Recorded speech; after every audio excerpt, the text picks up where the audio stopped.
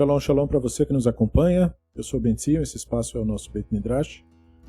E aqui nós continuamos a nossa última empreitada em analisar temas inspirados na nossa Parashat HaShavua. Então eu vou continuar lendo perguntas e procurar refletir a respeito do que nós poderíamos encontrar de respostas em cima dos questionamentos feitos. Então, antes de começar, apenas alguns recadinhos. O primeiro não é bem um recado, e sim um agradecimento a nossos Havrutot, sem os quais nós não estaríamos no Beit Midrash fazendo o que nós estamos fazendo, tanto por aqui, nesse espaço no YouTube, tanto pelo nosso podcast, tanto lá no nosso grupo no Facebook, e também os nossos colegas no Telegram, com os quais nós interagimos, todos esses que ajudam a manter o Beit Midrash existindo. E graças aos quais nós temos, inclusive, recentemente nós renovamos nosso microfone, a nossa câmera, né? Esses periféricos costumam dar problema de tempos em tempos, e os nossos colegas de estudo ajudam a manter a coisa toda funcionando, toda Arabat, Vikule Mitzvah. E também lembrar que nós estamos no período do ano próximo dos Yamim Noraim.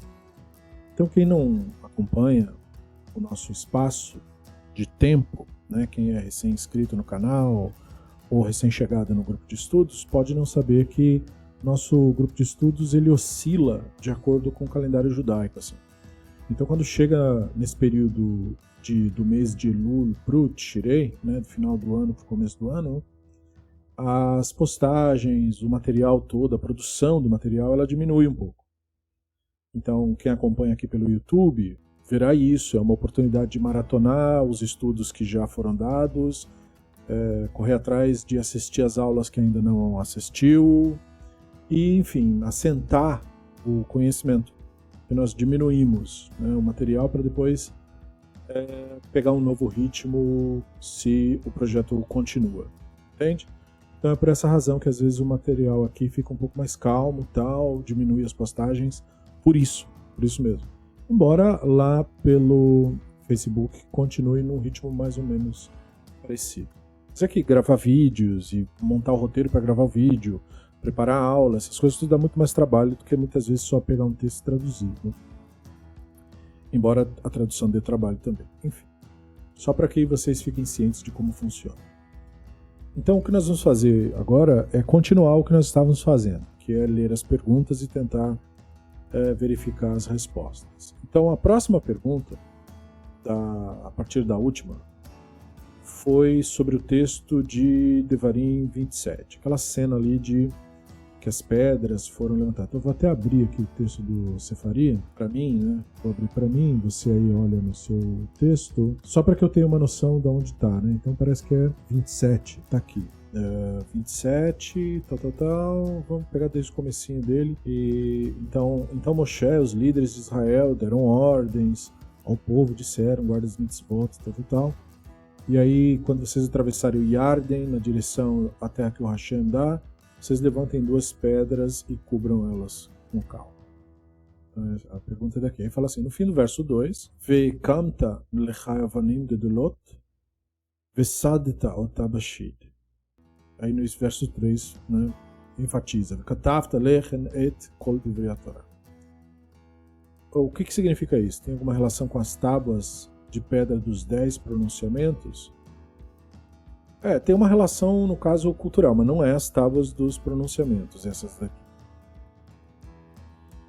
Urashi faz um comentário, né? Só antes de falar mais nada, Urashi fala sobre essa Veikam Talecha. Você vai levantar para você pedras, no caso. Ele fala assim, no Yarden, depois você tira ela dali e coloca elas no Monte Eval. Olha que legal. Por quê? Porque isso é um comentário que aparece no Talmud, no Tratado de Sotá 35b. As traduções que os rabinos receberam a respeito dessa história toda diz que eles pegaram pedras do rio e levaram para o Monte Eval. Então o Urashi comenta isso. Consequentemente, você deve dizer que havia 3 conjuntos de pedras. 12 no Yarden, eles tiraram 12 grandes pedras lá do Yarden, um número igual em Gilgal, e outras 12 no Monte Eival, como o Tratado de Sotá fala. Então, A questão toda de você registrar as coisas em pedra é uma clara herança babilônica, né? Nós sabemos muito bem que os babilônicos tinham o registro de leis em pedra. A ideia dura para sempre, entendeu? Que a nossa lei dure para sempre. E até hoje essa ideia de que a pedra simboliza aquilo que nós queremos que dure para sempre faz parte da cultura judaica. Quando uma pessoa falece, não se costuma, para homenagear o falecido, levar flores. Porque você arranca uma flor e a flor morre, né? Pouco tempo depois. Querendo dizer, então, se aquilo representa a memória do falecido, você basicamente estaria dizendo que a memória dele desapareça em breve. Né? Não que não exista casos em que isso seria adequado. Mas, enfim, a cultura judaica vai homenagear falecidos com uma pedra. Você leva uma pedra, põe no túmulo da pessoa. Isso é como dizer que a sua memória dure para sempre.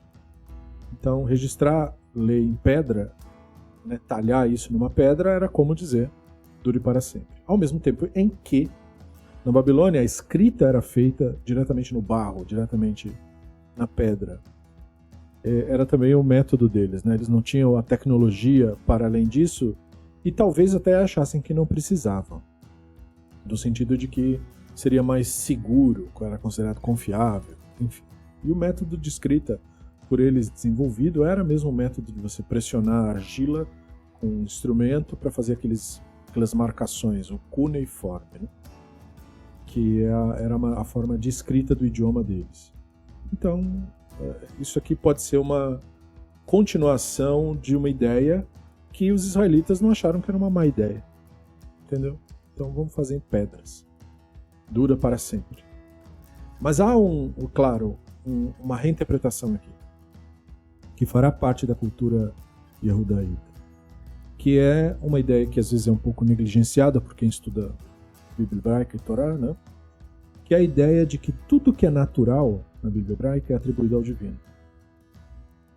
Então, por exemplo, isso faz lembrar imediatamente da cena em que diz que as tábuas do Decálogo foram escritas pelo dedo de Elohim. E muita gente, né, a mistifica, enfim, acha que tem um dedo mágico, alguma coisa assim. Ou confunde isso com a visão do Daniel, né, que apareceu uma mão escrevendo e tal. Que ele claramente diz que é uma visão. Aqui não. Quando fala que o dedo do Elohim escreveu alguma coisa, o que se pretende dizer é que aquilo estava lá naturalmente. Essa é a ideia.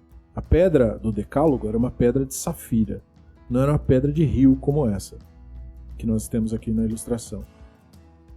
E o Decálogo, né, a história quer contar para quem lê que o Decálogo estava registrado na pedra, do lado de dentro da pedra. Esse é o sentido de dizer, né, que aquela pedra tinha o Decálogo escrito com o dedo do Elohim. E é claro que isso pareceria na imaginação de um erudito antigo. Nós temos que fazer toda uma conversão de imagem na nossa cabeça. Quando nós pensamos num texto escrito do Decálogo, nós pensamos na escrita que nós temos hebraica hoje, o Ashurit, que é esse hebraico quadrático. Não é desse hebraico que se está falando. Se está falando do hebraico que os samaritanos usam para escrever a Torá deles, o chamado paleo-hebraico, o hebraico mais antigo, né? E esse hebraico, ele era um hebraico desenvolvido na sua escrita para ser raspado em pedra mesmo. Ou seja, ele era o tipo de texto que foi elaborado para ser fácil de escrever, não por quem tivesse com uma pena ou uma caneta, mas para quem tivesse com uma talha, entendeu? E com uma marreta, de modo que ele fizesse riscos assim.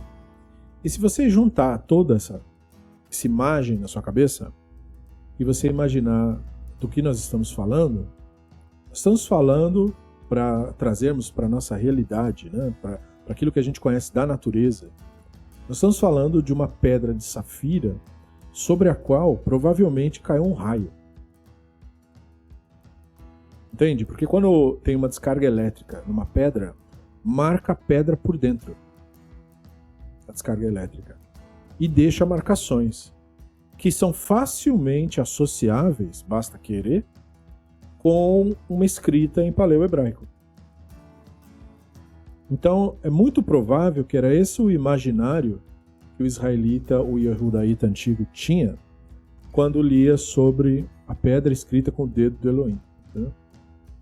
Querendo dizer, portanto, que ela era naturalmente daquele jeito. Tudo que é atribuído ao Elohim, quer dizer, é natural, aconteceu naturalmente. É uma coisa da natureza. Então é totalmente diferente de você imaginar, por exemplo, uma pedra limpa e aí o Elohim vindo magicamente escrevendo o negócio. Entendeu? Não era isso que eles imaginavam. Então isso é uma imagem diferente dessa, onde eles pegam pedra do rio e fazem eles mesmos o registro. Aí a próxima pergunta é: o redator deuteronomista quis fazer algum tipo de renovação sacerdotal do pacto? Por isso a informação explícita? Então, você tem, na verdade, apontamentos na direção dessa conclusão, de que Moshe estava fazendo uma espécie de relação. Moshe é a personagem, eu quero dizer. O redator é através de Moshe, né? Moshe está fazendo uma relação das leis do Horev, que é, portanto, o Sinai, e as das planícies de Moab aqui pela primeira vez. Entendeu? Você tem essa cena no Devarim 5, 27. Eles deixam a montanha ali, né?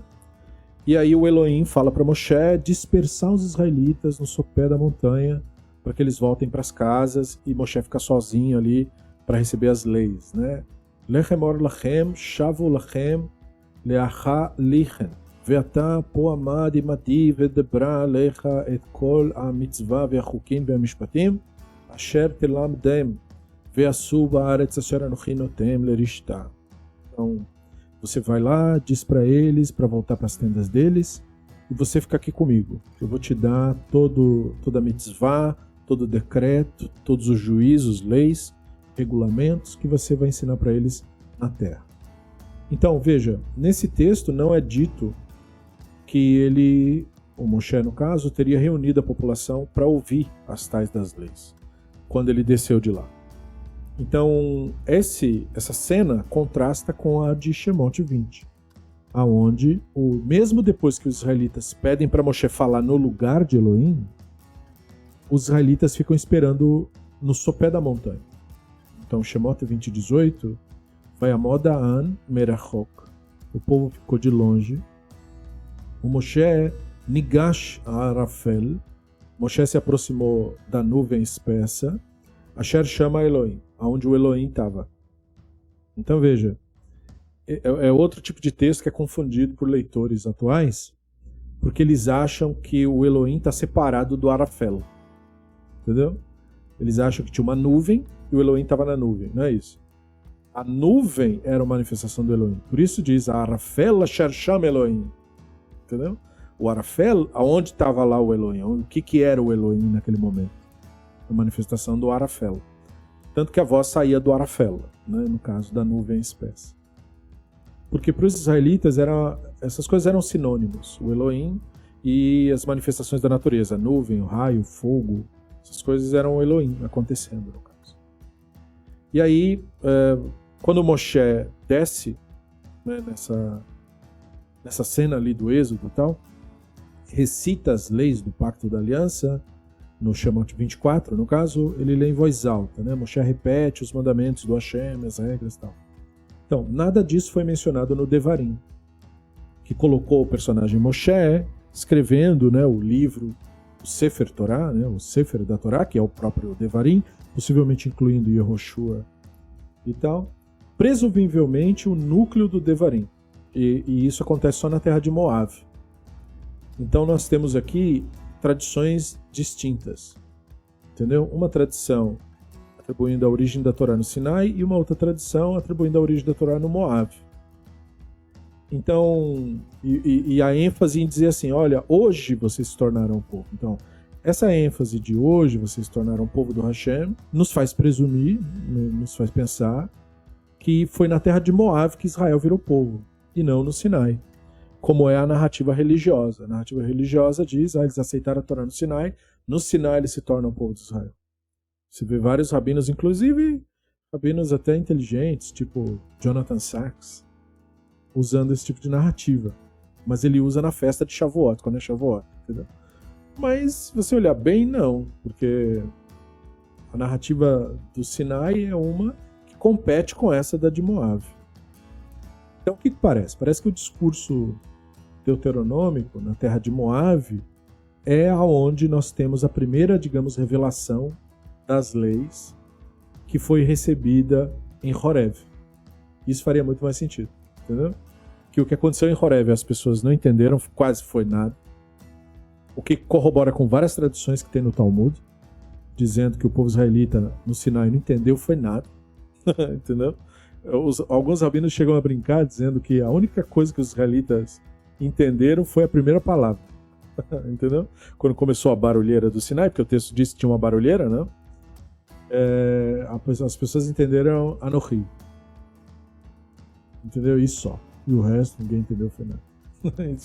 Só Moshe entendeu tudo. E aí o Aharon entendeu um pouquinho menos e os levitas um pouquinho menos, entendeu como é que é? Teve uma hierarquia no entendimento e a população mesmo entendeu foi nada. Por isso mesmo estavam mais era com medo do que qualquer outra coisa. Então isso levou alguns pesquisadores a fazerem diversas abordagens sobre isso, sobre esse papo de a gente ter uma narrativa no Sinai e uma narrativa no Moab. Um deles foi chamado Moshe Weinfeld, 1925, falecido em 2009. Ele foi um estudioso da Universidade Hebraica de Jerusalém, né? E ele sugeriu que o Sefer Devarim procurou destacar a aliança da terra de Moab e diminuir a centralidade do Horeb. Como se a tradição do Sinai, como nós falamos antes, a tradição do Sinai e a tradição do Êxodo competiam uma com a outra sobre a origem do povo. Então, talvez esse redator, protestando contra a tradição do Sinai, criou uma narrativa paralela de outorga da lei, ou talvez tivesse a tradição mais, digamos, antiga da outorga da lei, e, portanto, colocou ela em destaque, diminuindo a narrativa do Sinai. Entendeu? Porque a narrativa do Sinai pode ter tido um momento de protesto, e talvez esse redator estivesse dizendo o seguinte: não, você não pode considerar a narrativa do Sinai ponto de origem, porque na narrativa do Sinai nós temos a cena do bezerro de ouro. E a cena do bezerro de ouro implica a quebra da aliança. E por que teria a narrativa do bezerro de ouro justo no Sinai? Isso pode ser uma propaganda yehudaíta, para dizer assim: por que a gente não segue as tradições do jeito que os israelitas faziam? Porque eles eram idólatras. E a prova de que eles eram idólatras é que no Sinai eles cultuaram o bezerro de ouro. Coisa que eles costumavam fazer mesmo. Então, a narrativa do Moab é uma narrativa muito mais yehudaíta. E a narrativa do Sinai, inclusive por ser espalhafatosa, fogo, não sei do que, é uma narrativa toda, assim, refletindo ao jeito da cultura israelita. Os israelitas gostavam muito de contar as histórias do Hashem, como o Hashem sendo o fogo, que tocou fogo no negócio. As pedras que caíram do granizo. O Hashem é o vento, o tufão. O Hashem agitou o mar. O Hashem é o terremoto. O Hashem toca fogo geral. Entendeu? Isso era uma coisa estilo israelita. O que é bem legal. Não é demérito, entendeu? Eles gostavam de pensar o divino como a natureza acontecendo. E tocando terror mesmo, e é isso mesmo. Então eles tinham muito disso. Os yehudaítas não tinham muito essa coisa. Não que eles discordassem de que o divino se manifestava na natureza. Mas eles queriam que a experimentação do divino, digamos assim, ocorresse de uma maneira mais controlada. Entende? Por quê? Porque havia um perigo social. Né? Entra um monte de problema nessa história. Entra o problema, por exemplo, da disputa entre a representatividade do Hashem por parte dos sacerdotes e, portanto, no ideário sacerdotal dos educadores, dos professores, versus a representatividade do Hashem dos antigos profetas israelitas e, portanto, da galera doida, entendeu? Dos bagunceiros, dos que andavam estranho, dos que ficava dias sem comer e tinha alucinação e dizia que foi o Hashem. Entendeu como é que é? Você tinha esses dois problemas, assim. E essas duas tradições, não é que, veja, não é que o yehudaíta não achasse legal essas coisas. A questão é a seguinte, é legal, mas você não tem controle. Então chegou um momento que começou a ficar complicado. Quando? Como que ficou complicado? Quando os profetas doidos começavam a querer ditar leis. Aí complica. Mais ou menos querer meter religião no Estado. Não era bem isso, mas era mais ou menos isso. Entendeu? Querer meter religião no Estado. Ó, tudo bem você rezar, fazer seus negócios, ninguém tem nada com isso. Mas aí você diz, e por isso a lei tem que ser tal, porque o justo é aquele que segue a lei e tal. Aí complicou. Entendeu? Porque ninguém vai seguir a lei do jeito que você quer. Ou seja, ninguém vai seguir a religião porque você acha que tem que ser desse jeito. E, no caso, os mais moralistas, se é que podemos falar desse jeito, que a moral era uma coisa bem diferente naquela época, mas os mais moralistas eram os erudaítas. Os israelitas, eles eram bem relaxados nesse tipo de coisa, entendeu? Eles não eram muito regrados, assim, em nada. Então, era uma disputa. E é tudo, né, o mesmo nicho cultural, digamos assim. Mas aí, quando os erudaítas assumem o controle da coisa, depois do exílio e tal, eles notam que a população gostava mais da visão dos israelitas. Se não por nada, por ser mais divertida. Entendeu? Era muito mais legal.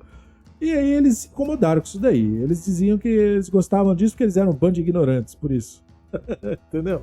É mais ou menos hoje o conflito entre racionalismo e misticismo. Entendeu? Não nos mesmos termos, mas com a mesma vibe, assim, né? Os racionalistas, historicamente, né, você vê os conflitos escritos, a reação dos místicos. Os místicos gostavam de taxar os racionalistas de arrogantes, intelectuais arrogantes, não sei o quê. E os racionalistas, deve Maimônides fala isso o tempo todo, taxa os místicos de essa gente burra, essa gente ignorante, eita povo burro. Então, é assim, fazer o quê? Então, é o conflito, né? O eterno conflito dessas visões, assim, daquela discussão platônica, sabe? A sociedade tem que ser regida pelas pessoas intelectuais ou por todo mundo, entendeu? Mais ou menos isso. Os israelitas achavam que é por todo mundo. Mesmo quando dá problema, Já os erudaítas achavam que não, porque isso aí ia levar a sociedade ao colapso. Não pode ser todo mundo, tem que ser gente preparada. É claro que eles achavam eles mesmos preparados, né? Então, entende? É muito difícil nesse contexto deles, né? Então, você vê essas tradições brigando uma com a outra por isso. Entendeu? Porque eles estão nessa discussão estranha aí.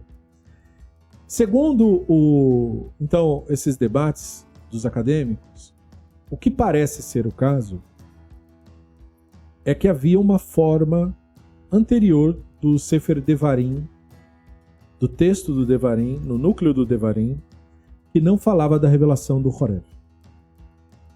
Entendeu? Não falava nada disso. Falava que teve um profeta itinerante, Moshe, que tirou o povo do Egito, e quando eles atravessaram em Moab, aí o Moshe foi lá e deu a lei para eles.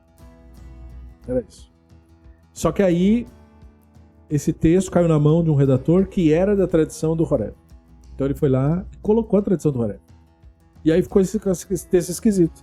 Um texto falando que a Torá foi dada no Sinai, outro texto falando que a Torá foi dada em Moab. Então qual que é qual? Talvez os dois sejam tradições distintas. Essa é a possibilidade, entende? Saber mesmo nós não sabemos, porque nós estamos pós-fato, né? Só que isso explicaria por que os textos do Sefer Devarim têm essas duas cenas distintas. Porque podem representar tradições distintas, antigas. Depois a pergunta é se os versos 9 e 10, né? Então, verso 9 é o que diz: em seguida, Moshe, os Kohanim, os Leviim falaram a todo Israel: silêncio, escuta Israel, nesse dia vocês se tornaram um povo. Nesse dia, não no Sinai, percebendo. Eles parecem uma continuação e finalização do capítulo 26, 19. Se isso estiver correto, por que será que o redator inseriu aqui? Então, esse redator que inseriu esses textos estava querendo harmonizar tradições. Um redator yehudaíta que estava pegando as duas tradições, israelitas e yehudaítas, e mesclando juntas, possivelmente. Interessante em que capítulos anteriores a maldição devia ser colocada no Monte Eival.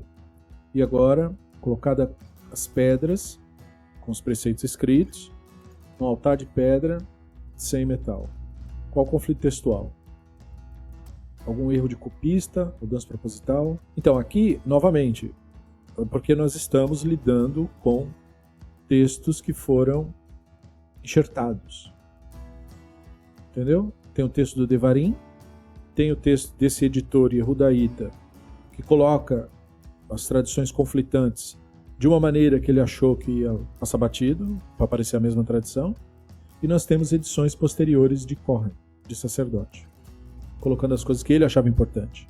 No caso, coisas de oferta, altar e tal. Então esse sacerdote que está colocando o altar em destaque, está colocando a sua perspectiva do que ele acha importante, sem muita preocupação de se isso era uma tradição israelita ou yehudaíta. Aqui, no caso, totalmente israelita. Porque esse altar que está sendo referido aqui não é o altar do templo, eram altares como achados arqueológicos mostraram em Eival lá, a presença do altar. Depois eu coloco no grupo uma imagem do local, né, restaurado, mais ou menos restaurado, só as pedras mais ou menos organizadas, para a gente entender, inclusive, o formato geral do altar, que era uma coisa gigantesca, né?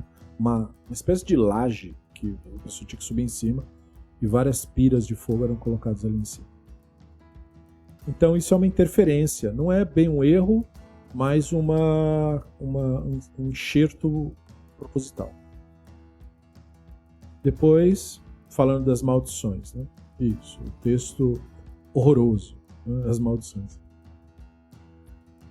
Por que nos versos 12 e 13 a bênção está relacionada com a tribo de Shimon, Levi, Judá e Saschar, Yosef, Binyamin, e as maldições com Reuven, Gada, Asher, Zevulun, Dan e Naftali? Fica claro qual era a do redator, né? Yehudá, do lado das bênçãos, Levi, do lado das bênçãos, entendeu? Então, possivelmente era uma questão de tribos que lideravam nesse período pós-exílico e os seus aliados diretos. E os outros, não que eram adversários, mas que não eram assim tão aliados, pelo menos da sua narrativa. Mas não tem uma grande consequência uma coisa da outra. Não é porque o pessoal está do lado das maldições que eles eram amaldiçoados. Tem que ver com isso. E aí você fala, seria uma antiga divisão dos reinos sul e do norte? Provavelmente não. Porque aqui o redator não é desse período. Então ele está, na verdade, apenas recriando uma narrativa sem muita consciência dessa vivência. Porque no conflito das tribos do norte e sul, nós não temos, no imaginário deles, 12 tribos. As tribos do norte não se viam como parte das tribos do sul. Você vê vários momentos na Bíblia hebraica, né, tipo Canção de Débora, essas coisas assim. Quando eles falam das tribos de Israel, eles não contam do jeito que a gente está acostumado a ouvir. Indicando que houve um tempo em que não era 12 tribos para eles. Eram menos. Eram 10 tribos só. E às vezes até menos. Então, entendeu? Tem estudo sobre isso. Nós temos um estudo no Facebook, né? Israel tem 12 tribos mesmo. Mostrando que haviam tradições em que não. Eles não se viam como parentes, os antigos israelitas. Então isso aqui é dedo de redator posterior. Depois você fala, seria na verdade uma cerimônia litúrgica que as tribos apenas pediriam bênçãos e maldições, separado de 2 grupos? Porque veja, quem está fazendo as bênçãos e as maldições são os sacerdotes. Os grupos estão separados, mas eles não estão amaldiçoando nem abençoando nada. São os Kohanim que fazem isso. Como é a tradição, né? Digo, até hoje é Kohen que faz a bênção. Mas tem um comentário ali, só para complementar, do Urashi e do Riskun. Primeiro Urashi. Então eles se levantam para abençoar o povo. Procedimento como encontrado no Tratado de Sotá, no Talmud, no caso, né? 32a.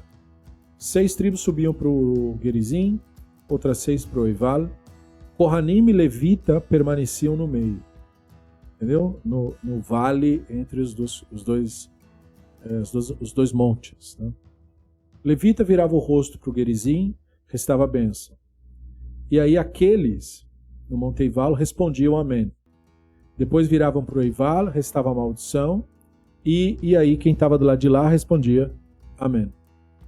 Entendeu? Como é que é? Um falava para o outro. eles viravam e um falava amém, o outro virava para o outro lado, falava maldição, o outro falava amém. Entendeu? E aí eles viravam para cada grupo e falavam a bênção e a maldição. Riscone. Todas as tribos que estavam na montanha ouvindo as bênçãos. Ele fala, eles eram os descendentes das esposas do Yaakov, Leia e Rachel. Isso é o Riscone tentando responder aquilo que eu falei antes, né?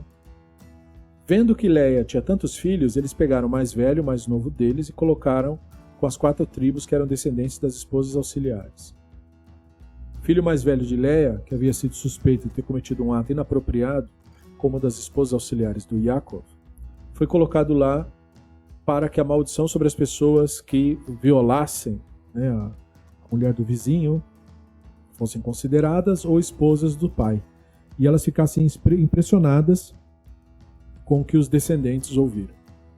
Então, segundo o Riscone, era por causa das histórias bíblicas, do jeito que as histórias bíblicas acabaram sendo contadas, que foi feita a divisão ali entre os grupos. Aí o Riscone continua, para abençoar o povo. As seguintes tribos deviam estar no Monte Gerizim e etc. Urashi comentou no Tratado de Sotá, como eu falei, né? 6 tribos subiam num monte, outras no outro, e os Kohen que faziam as bênçãos e as maldições, e eles respondiam o amém conforme.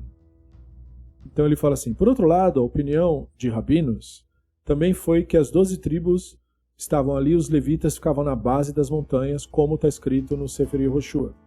Ficavam do lado da arca. Segundo os sábios, o que foi descrito no Devarim implicaria que as tribos estavam perto uma da outra nessas 2 montanhas. Havia uma opinião discordante dessa que Urashi ilustrou no próprio Talmud. A palavra al, mencionada lá, al quer dizer sobre alguma coisa. Né? Significaria a mesma coisa que Shemot 40. Você vai examinar a arca com ela. Então, com ela, ali no caso, ala Aaron. Então, ali está escrito, você vai examinar a arca em cima dela. Mas é claro que não deve ser isso que quer dizer, né? Então, al também tinha um sentido de estar do lado. Rabbi Eliezer, filho de Yaakov, no Tratado de Sotá, afirmou, com base nisso, que seria impossível que eles estivessem na base dessas montanhas, no caso porque era muita gente. E ele conclui que uma das tribos estava na montanha no nosso verso. Então ele falou que a conclusão do Urashi é por causa da impossibilidade de ser de outra maneira, pelo menos pelo que está indicado no texto. Implicando aí uma incerteza sobre qual teria sido o cenário ali. Mas eu acho que a visão do Urashi é bastante plausível. Ao mesmo tempo que o verso do Yehoshua parece estar claramente contradizendo isso. Como podemos resolver essa contradição? De acordo com o Rabino Yoshia, os levitas, que eram aptos a carregar a arca, né, que tinha entre 30 e 50 anos, blá blá blá, ficavam na base da montanha ao lado da arca. Outros levitas que não estavam fazendo isso, estavam no Monte Gerizim. Urashi comenta sobre o nosso verso aqui, que os levitas que ficavam na base estavam de frente para 6 tribos, que estavam no topo do Monte Gerizim, e ele abençoava 6 tribos. E usando o texto escrito para as maldições, fazia a coisa invertida. Dizendo que as pessoas, então, não é que elas eram culpadas de nada do que estava sendo falado ali, elas só tinham que falar amém, como quem diz, né? Nós concordamos com os termos do pacto, por assim dizer. Depois vem uma curiosidade linguística. Por que o nome Issachar tem 2 letras? Seriam 2 palavras para formar o nome? Sim, isso mesmo. No hebraico moderno a gente fala assim, Yesh. Então Issachar quer dizer Yesh Schar. Você separa as palavras, né? Existe uma recompensa ali. Então quando você escreve junto, aí você perde esse Yesh e você lê Issachar. Por que antes dos nomes tribais, Gad e Dan, não é colocada a letra Vav? Você me lembrou de quando eu fiz o Ulpan, eu fazia esse tipo de pergunta para a professora de hebraico, a professora Shlomit. Por que isso é escrito desse jeito? Por que Abba é escrito com Aleph supérfluo? E ela sempre me respondia a mesma coisa. Kacha. Kacha quer dizer, porque é assim mesmo. Ela falava. E depois eu fui entender o que isso quer dizer. Isso quer dizer o seguinte, essa é a raiz da palavra. Então as palavras são raízes, né? São termos fonéticos com significado próprio. E aí por isso que ele é escrito daquela forma. Gad é escrito desse jeito, sem o Vav, porque Gimel e Dalet querem dizer fortuna, sorte, boa fortuna. É a palavra, kaha, é assim que é a palavra. Mesma coisa, Dan é escrita desse jeito, sem o vav, porque Dalet e Nun querem dizer um juiz. Então, como isso quer dizer isso tem que ser escrito desse modo. Se você colocar o vav, aí não é mais a raiz da palavra. E não sendo mais a raiz da palavra, não quer mais dizer isso. Então as palavras hebraicas, elas têm o sentido de acordo com a raiz delas. E aí, quando essa é a raiz, você não pode mudar a raiz. Se você mudar a raiz, não é mais aquilo. Mesmo que tenha o mesmo som. Entendeu? Tem o mesmo som, mas não é a mesma raiz. Depois, você contou 12 maldições. O número 12 é proposital? Sim. É como eles gostavam de fazer as associações, porque a narrativa das 12 tribos é uma narrativa criada depois, como eu falei, né? Tinha outras tradições e também um jeito de meio que apagar a rivalidade anterior das tribos israelitas contra as tribos jehudaítas. Entendeu? Para querer dizer, brigamos, mas somos família. Porque os israelitas discordariam. Eles diriam, brigamos porque esses estrangeiros estão querendo dizer que são da mesma tradição. Entendeu? Mas eles não eram. E a questão dos israelitas contra os jehudaítas não era nem essa, exatamente. De porque eles eram de fora. Tanto que os patriarcas são distintos. O patriarca dos israelitas é Yaakov. O patriarca dos jehudaítas é Abraham. E o patriarca Yaakov é de lá mesmo. Mas o patriarca Abraham, como nós sabemos, é de Ur, dos caldeus. Né? Então é de fora, é um arameu. Percebeu? Então o que acontece? Quando os redatores posteriores cruzaram essas tradições, aí eles fizeram um ser pai do outro. Entendeu? Aí criaram depois a ideia de que não, aí ele era um ancestral do outro. E como quem fez isso foi um Yehudaíta, obviamente o Yehudaíta disse, e o meu era o líder. E o outro era o filho do meu. Entendeu? Como quem diz. Devia-lhe obediência, respeito. É uma maneira de você recriar a narrativa. Então, 12 é para insistir. Agora nós somos um só povo, vindo de 12 tribos. E é claro, isso tem que ver com a experiência jehudaíta na Babilônia. Aprendendo dos babilônicos o calendário. Depois, especialmente 300 antes da Era Comum, quando começa a chegar também informações de outras fontes sobre os astros, o zodíaco, a roda dos animais, né? E os povos da antiguidade espalharam para o mundo inteiro a ideia de que tem 12 constelações, os 12 animais, mesmo que nesses animais tivessem seres mitológicos. Então 12 se tornou um número muito importante depois. Aí confirmou ainda mais. Entendeu? Mas era só aqui pensado como a junção de 6. Porque o 6 é o número importante para os israelitas. Entendeu? Porque o Adam é feito no 6º dia. Então os múltiplos importantes para os israelitas eram 6. Mas o 12 ganha importância posteriormente, principalmente depois do exílio. E aí vai, né? Depois, então isso aqui é claramente uma interferência sacerdotal. Entendeu? Dando importância, digamos, ritual e simbólica para tudo isso. Verso 19, o Sefaria traz um comentário. Sofek parashas Tumah, Baketer Aram Tsová. O que significa isso? Keter Aram Tsová é uma referência ao Codex Alepo. Ele é popularmente chamado Codex Alepo, mas ele em hebraico é chamado Keter Aram Tsová. Então ali está dizendo, Safek, há uma dúvida da Parashat Tumah, se essa Parashá é fechada. Ou seja, porque o pergaminho do Codex Alepo foi danificado.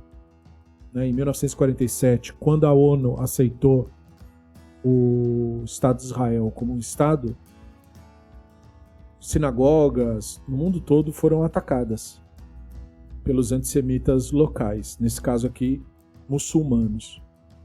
E aí, quando eles atacaram a sinagoga, eles incendiaram essa sinagoga e tocaram fogo no Codex Alepo, que era um dos manuscritos, uma das preciosidades assim, da Bíblia hebraica, né, um dos manuscritos mais antigos. E aí teve assassinato, né? 75 judeus foram imediatamente assassinados nesse período e uma centena de pessoas foi ferida, roubada, saqueada, enfim. Clássico antissemitismo, né? Então, e aí, 40% do manuscrito do Codex Alepo foi perdido no incêndio. E principalmente a seção que foi perdida era a seção da Torá. Entendeu? Então, algumas folhas foram recuperadas, mas enfim, boa parte foi perdida. Por isso que diz, há uma dúvida na versão do Codex Alepo, porque no texto que está nele ficou rasurada a parte. A gente não sabe se era Stumá ou não, com certeza absoluta, a partir desse manuscrito. Depois, interessante que após as maldições, o refrão Amar Kolaan Amen, né? É diferente somente no 15. Ve'anu Kolaan Ve'amru Amen. Né? Ve'anu, quer dizer, eles responderam, né, e disseram. Isso é uma evidência de que o texto foi modificado? Não, isso é retórica sacerdotal, como eu falei antes. Eles estão querendo dizer que depois o povo concordou. Entendeu? Ve'amar Kolaan, e o povo dirá. E depois, Ve'anu Kolaan, e o povo disse. É isso. É para dar um pouco de realismo no texto. Depois, as 6 bênçãos, né, Baruch, bendito seja, no caso, que aparecem, estão relacionadas com o ato de abençoar o povo nos primeiros grupos de tribos, sim, como os Kohanim que faziam as bênçãos, né? Lembrando, novamente, os Kohanim que faziam as bênçãos. Então tem que ver com isso. Detalhe do verso 10, Verau kolamei haaretz, que chama Hashem nikra elecha verau memeka. Os povos da terra verão que o nome do Hashem é chamado em cima de vocês e vão ter temor de vocês. Não entendi o que significa essa ação de que o Hashem será proclamado e invocado. Então, uma das formas de entender isso, tem várias formas de entender isso, né? A forma básica é o sacerdote. O sacerdote vai chamar o nome do Hashem sobre você. Quando ele faz aquela bênção sacerdotal, né? Yavarichecha Hashem veishmerecha. Então veja, né? Yavarichecha Hashem veishmerecha. Hashem te abençoe e te guarde. Tá? Então ele chama o nome do Hashem em cima de você. Agora, um comentário interessante foi feito pelo Rabino Bachia. Rabino Bachia é aquele que escreveu o Sefer Chovat HaLevavot, que é um livro antigo já, né? Então ele tem uma linguagem muito antiga. Mas ele tem alguns comentários muito interessantes sobre o texto. E sobre esse tema em particular, ele faz um comentário, por isso que me chamou a atenção. No 8º tratado, que é examinar a Nefesh, né? Examinar os próprios pensamentos, a si mesmo, né? Por assim dizer, ele fala assim, ó, a razão de que o nome do Hashem é chamado sobre você, falando desse verso, né? É que nós fomos chamados de coisas do tipo nação do Elohim, né? Nação do Shaddai, Kohen do Elohim, Oved Elohim, escravos do Elohim, né? Esses apelidos. Ele fala assim, esses títulos, né, e tudo que for semelhante a isso, parecem denotar uma escolha especial, um status. Né? O que quer dizer esse status? Mas quando você lê ao lado disso, ele fala, eles vão ter temor de você, eles estão se referindo ao que foi explicado por Irmiá. Ele cita um texto do profeta Irmiá 10, né? Fala assim, quem não te temeria, rei das nações? Então o versículo está falando a respeito de uma espécie de reverência que a pessoa dá para quem está próximo do serviço do divino. Então, segundo o Rabino Bachia, não é que as pessoas teriam temor no sentido, meu Deus, que medo desse povo. É no sentido assim, respect. Entendeu? Tipo, se vocês cumprem os preceitos, as pessoas vão reagir do tipo, respect. Legal o que você está fazendo, bacana isso aí. Entendeu? É nesse sentido, uma coisa, portanto, bem mais simples do que parece, né? Porque parece, eles vão reverenciar. Não, não é isso. Eles vão ter temor no sentido, por que temor? Né? Aliás, por que usar essa expressão? Porque o povo israelita não era um povo intimidador, não. Como a história comprovou. Não era um povo do tipo que uma nação invasora olhava e falava, vamos passar por lá? Não sei, hein? Vamos ver bem aí que esse povo aí é um povo perigoso. Não era assim. Era um povo que, é só chegar e invadir, entendeu? Não era um povo intimidador nesse sentido.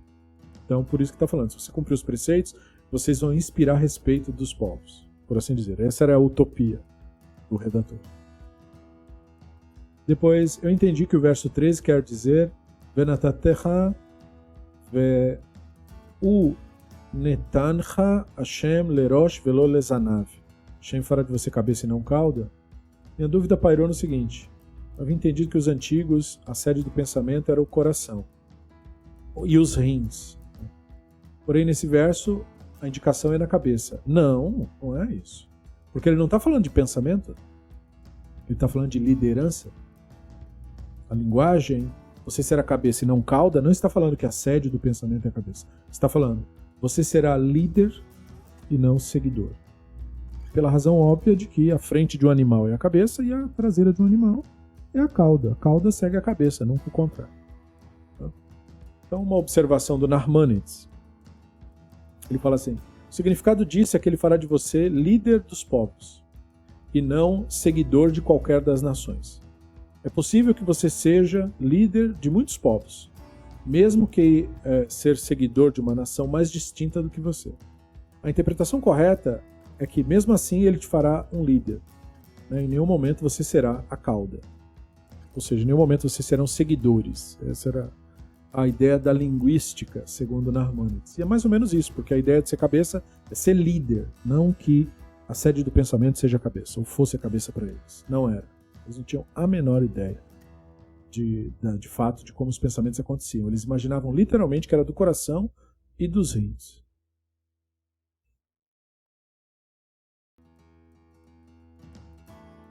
Depois, as 6 arurim, né, as 6 maldições, estão relacionadas com o ato de amaldiçoar, tal. Segundo grupo de tribos, isso mesmo. Então, aqui novamente nós temos um contraste linguístico de Vaikra 26. O Sefer Devarim e o Sefer Vaikra tem 2 noções que são consideradas pelos pesquisadores fundamentalmente diferentes da relação do pacto do divino com Israel. Um imagina que se Israel não cumprir o pacto, Israel vai desaparecer, e o outro imagina que Israel não vai desaparecer, só vai sofrer muito, se tornar muito diminuído. Então, é uma perspectiva teológica diferente, entendeu? Devarim 28, Israel, se não cumprir o pacto, vai ser totalmente destruído e vai desaparecer. No Vaikra 26, diz que não, isso não vai acontecer. Eles vão ser diminuídos, mas eles nunca vão desaparecer. Então, o que isso indica? Que você tem 2 redatores, né? O daquele da tradição H, sacerdotal, né? E o da tradição deuteronomista. Então, é possível que esse redator H conhecesse o material deuteronomista e tivesse uma avaliação mais positiva do futuro de Israel, porque para ele pareceu que o deuteronomista era muito pessimista. Então, pode ser isso. Pode ser também que esse autor sacerdotal escreveu o que escreveu, como a gente imagina, foi mesmo, depois do exílio. Portanto, a ideia de que vocês não cumprem o pacto e serão destruídos simplesmente não pode ser literal. Porque Israel não foi destruído depois do exílio. Entendeu? Então ele falou, não é isso. Vocês serão diminuídos.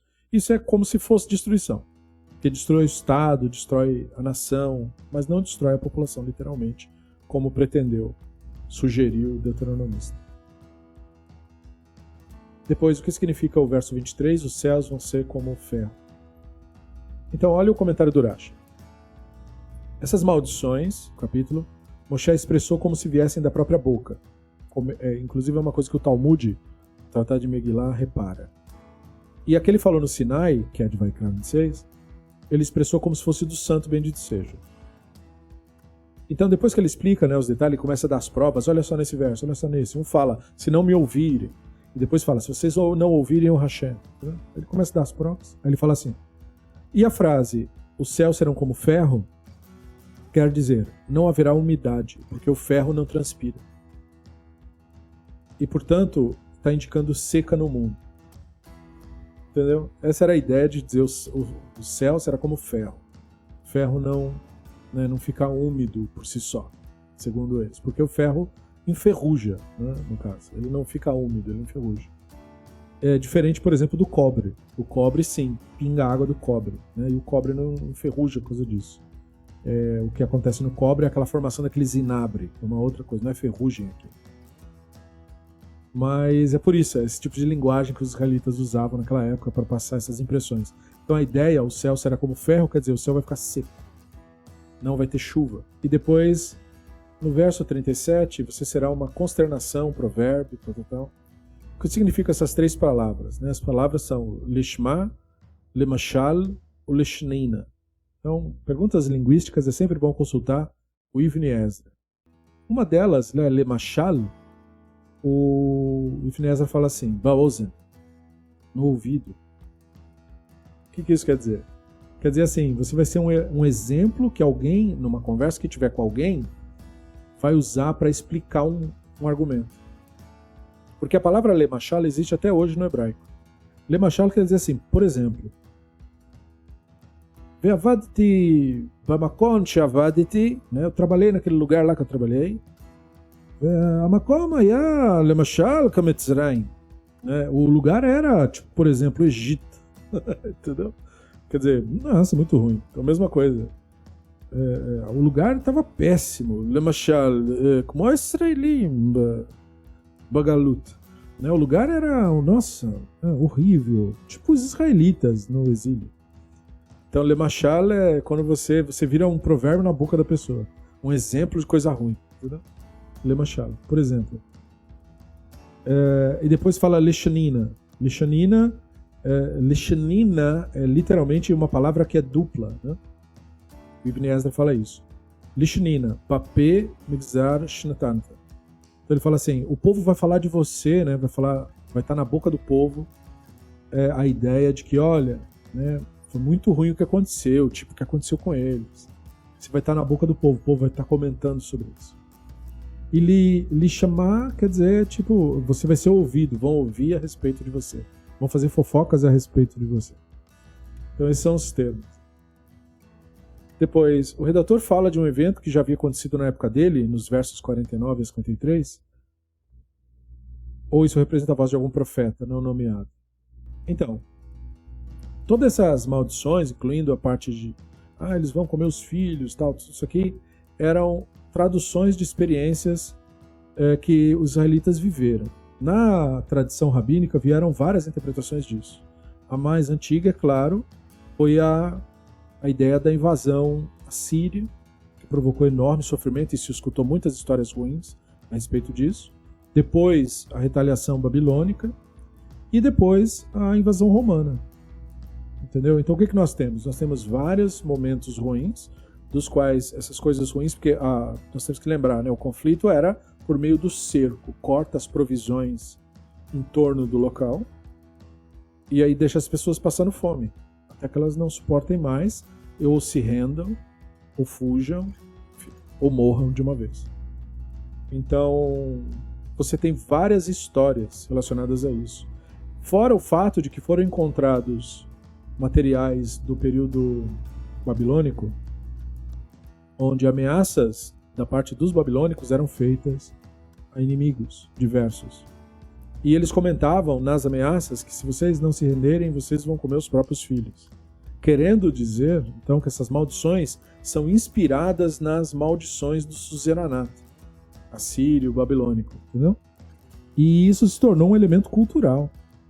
Nós temos, inclusive, um registro histórico posterior disso. Fora tudo que aconteceu no passado, nós temos que, durante o cerco de Leningrado, na Segunda Guerra Mundial, né, quando a Alemanha nazista cerca o local, tem um autor russo chamado Danil Granin, que contou que relatos de mãe, né, de uma mãe específica que preservou o corpo do filho para alimentá-lo para a filha sobrevivente, para que ela também não morresse de fome, como aquele filho morreu.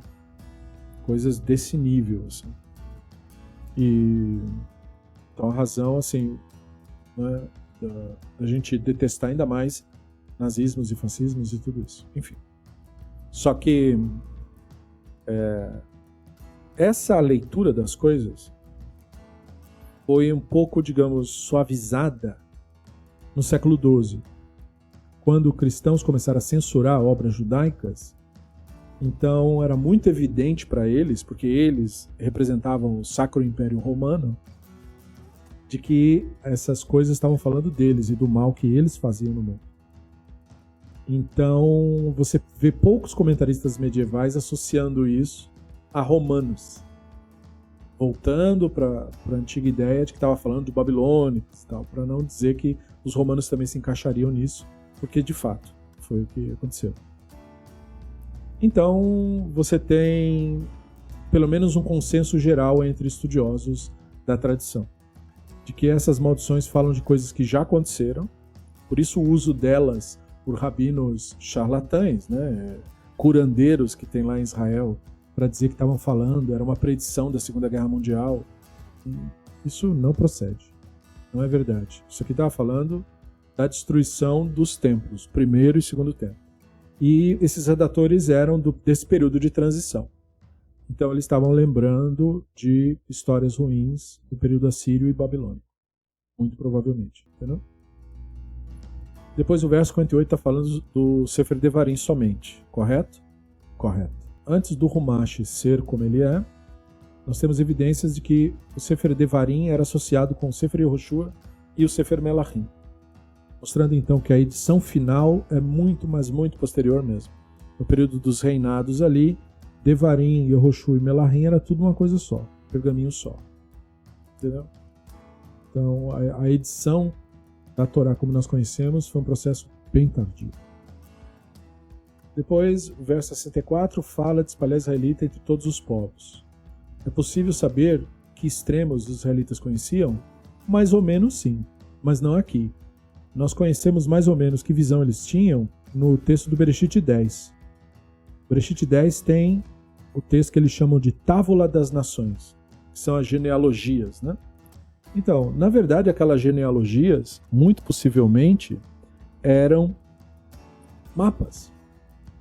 Existe um pesquisador que é, inclusive, guia turístico em Israel, foi por muitos anos e se formou em Bíblia Hebraica, e ele explica uma coisa muito legal sobre isso, né? Sobre o fato de que todos os povos ali da região do Levante foram ilustrados na visão daqueles redatores, né? Então, o que nós temos ali não é alguém fazendo genealogia de famílias, mas uma espécie de geógrafo genealogista que estava, segundo as pesquisas, em Petra, que é Kadesh, né, na Cisjordânia e tal, provavelmente em pé, numas montanhas ali em Kadesh, voltado para o leste, ou pelo menos imaginando-se assim.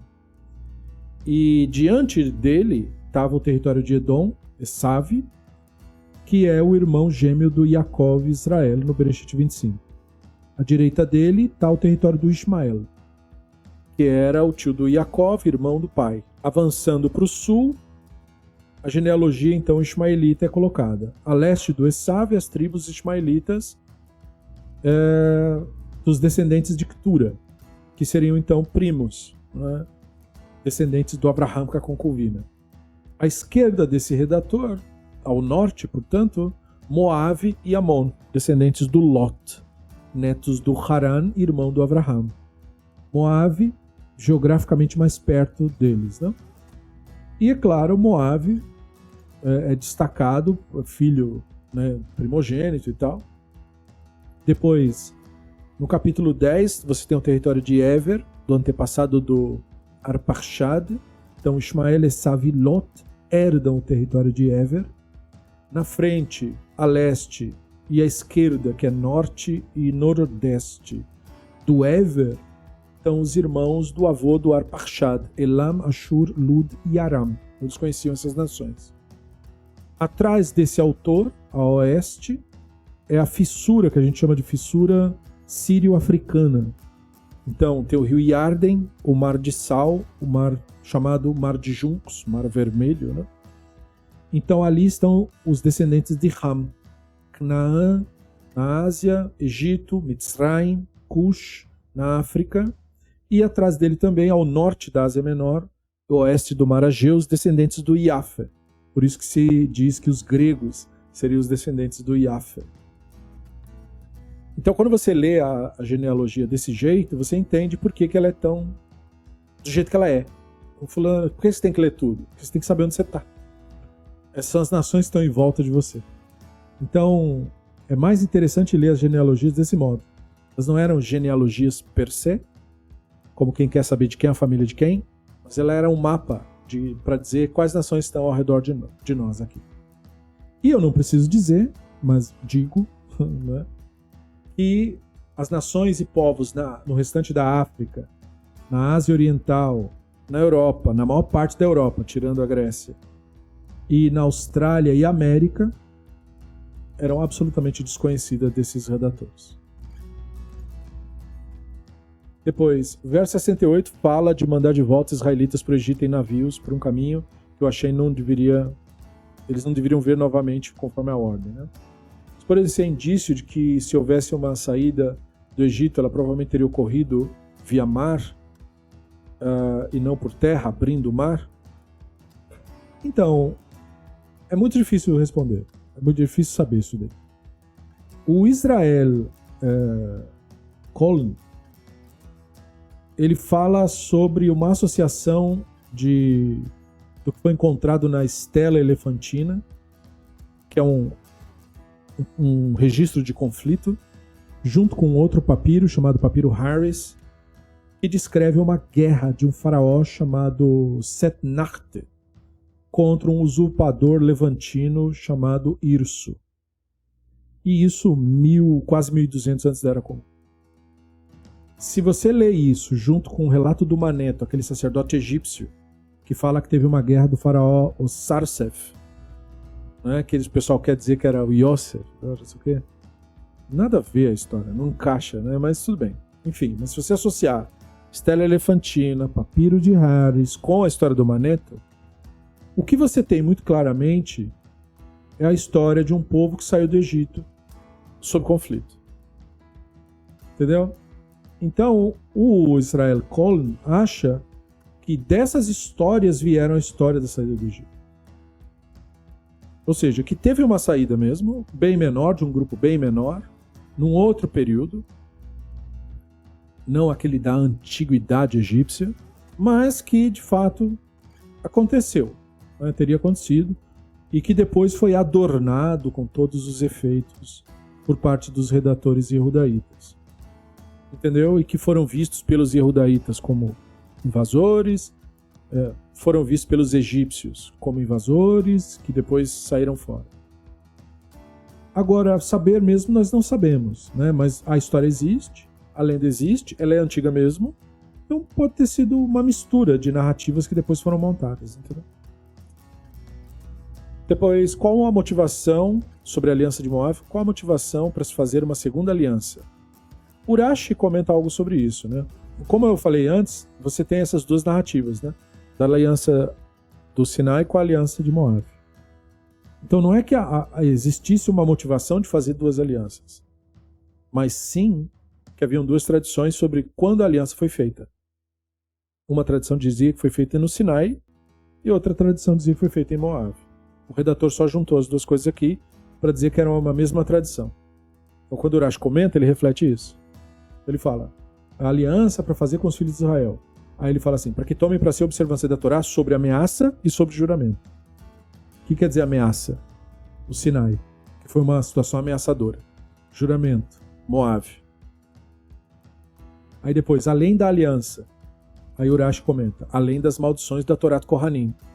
Né? Porque nós temos duas cenas de maldição, do Devarim e do Vaikra. Então, do Vaikra, o Sefer Vaikra chama Torá de Kohanim. Então ele fala, aquelas foram faladas no Sinai e essas foram faladas em Moab. Então essa é a solução que o redator trouxe para, digamos assim, harmonizar as duas traduções. Porque a ideia do Sinai era uma ideia de ameaça. Né? Nós temos até uma tradição que fala que os israelitas foram trazidos ao pé da montanha. Só que falar em hebraico ao pé da montanha é Betarti Tahar. Ou seja, é o mesmo que dizer embaixo da montanha. Aproveitando isso, o Midrash criou uma narrativa dizendo que o Hashem pegou a montanha, virou de ponta a cabeça deles e falou, aceitem a Torá, senão vocês vão ser enterrados aqui mesmo. E isso para ilustrar o quê? Que aquela situação era uma ideia de que aquilo foi uma coação. Eles não foram convidados a seguir a Torá. Eles foram forçados a fazer isso.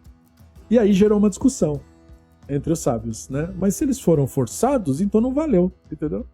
E aí é muito legal, porque os rabinos começam a discutir sobre isso. Tem um rabino Avdimi discutindo com o rabino Acha a respeito disso. Um dizia que, olha, foi forçado, eles não tiveram escolha, e outros diziam que não foi forçado, eles fizeram porque quiseram. Entendeu? Enfim, não importa. Na verdade, a questão, nesse sentido, o que importa é que essas duas interpretações mostram duas visões que surgiram a partir daquilo. Pode ser que o pessoal da tradição de Sinai era um pessoal que achava que o divino era como um suzerano. Ele chegou e mandou e pronto. Entendeu? Que reflete um pouco a cultura israelita antiga. De que o Elohim é uma força da natureza, uma tempestade que vem, derruba sua casa e você tem que correr, senão você vai morrer também. Entendeu? Enquanto que o Yehudaíta não queria essa visão, assim. Queria uma visão mais do tipo, Hashem gosta de você. Né? Ele não quer te matar necessariamente. Entendeu? Mas pro israelita antigo, o Hashem não pergunta nada, ele chuta a porta e acabou. Entendeu? É tipo isso. Você fala assim, Hashem, venha na minha casa. Ele vem pela janela, estourando o vidro. Entende? Ele não quer saber do que você acha. Se dane o que você acha. Vai aceitar e pronto. E os Yehudaítas queriam uma visão menos intensa. Isso não é, claro, uma generalização. Havia Yehudaítas que gostavam da visão israelita e vice-versa. Entendeu? Mas, de um modo geral, as tradições não conversavam da mesma maneira. E elas sobreviveram nas discussões dos rabinos. Rabinos que diziam que nós fomos escravizados pelo Elohim. Você não está entendendo. Entendeu? Tem essa, escolher nada. É isso e pronto, acabou. E outros que diziam que não, peraí, é assim. Você acha que o Hashem é o imperador de Roma agora? Escraviza os outros. Entendeu? Por causa das más experiências. Então, um dizendo que houve uma coação e outro dizendo que não houve uma coação.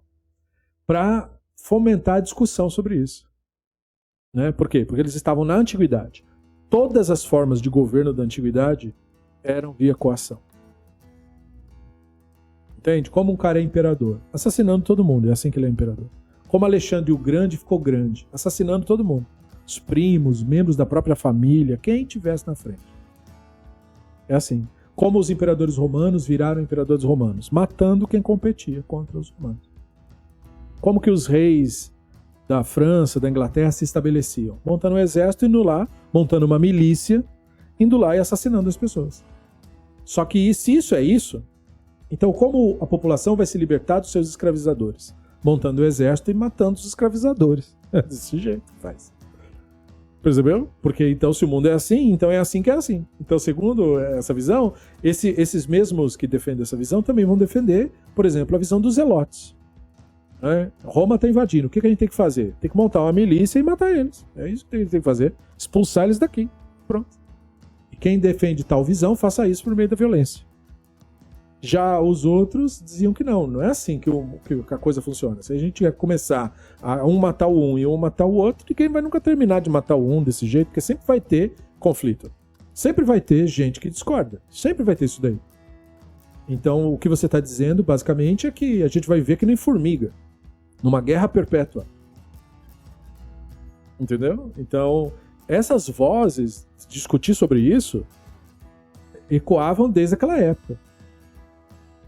Entende? Havia aqueles que viam que o mundo funcionava assim mesmo, olhando para todas as direções, era assim que o mundo funcionava. E aqueles que viam que não, nós podemos construir um mundo melhor. Melhor do que isso daí. Então as duas visões refletem essas duas tradições. Muito bem. Chegamos até aqui. Chegamos a mais uma conclusão de perguntas sobre a Parashat Shavua. Eu espero que as reflexões tenham te acrescentado em alguma coisa. O objetivo é esse. Não se tem resposta para tudo, não se sabe tudo. Mas a gente tenta buscar o conhecimento da melhor forma, né? Tenta pelo menos provocar pensamentos novos. Se você aprendeu alguma coisa nova, por mínima que seja, deixe o seu like no vídeo, né? Mostre através de apoiar o canal, porque essa é uma forma de apoiar o canal, né? Se você quiser se tornar Havruta, você também pode, é totalmente voluntário isso. Se quiser se tornar membro do Beit Midrash, você pode fazer isso se você corrobora com a visão racionalista de estudo da Torá, né, evidentemente. E no mais, obrigado pela sua atenção, se você assistiu até aqui. Né? Se você assistiu, se você ouviu até aqui, muito obrigado pela sua atenção. Obrigado pelas perguntas dos nossos colegas de estudo. Obrigado pelos nossos Havrutot, pelo apoio de sempre, que é isso que nos mantém existindo aqui no Beit Midrash. E eu fico por aqui. à disposição para novas reflexões. Agradecido e nos vemos numa próxima oportunidade. Ceder, Leitraut.